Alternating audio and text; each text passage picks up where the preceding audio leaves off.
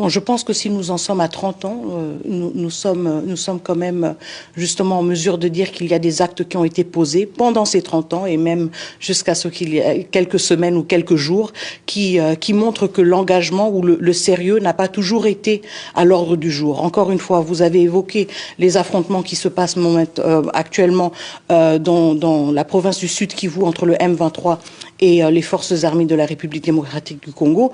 N'oublions pas que ces M23 sont équipés, ils sont formés, ils sont outillés, ils sont même appuyés directement par le Rwanda. Donc nous avons malheureusement des antécédents qui ont été prouvés de manière objective, pas seulement par les autorités congolaises, mais aussi par les Nations Unies, aussi par les États-Unis d'Amérique, qui étaient les premiers à sanctionner des officiels rwandais, qui nous montrent qu'il y a un jeu du Rwanda, une implication directe du Rwanda, qui évidemment suscite chez nous une méfiance qui s'est accumulée au fil des années. Donc nous voulons justement qu'il y ait des gestes qui nous réconfortent dans le fait que le Rwanda est aussi sérieux que la République démocratique du Congo.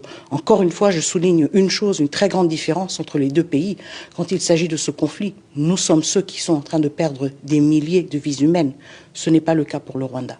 Et donc le Rwanda a beaucoup à prouver par rapport à sa bonne foi et par rapport au sérieux qu'ils mettent derrière ces engagements qu'ils ont signés.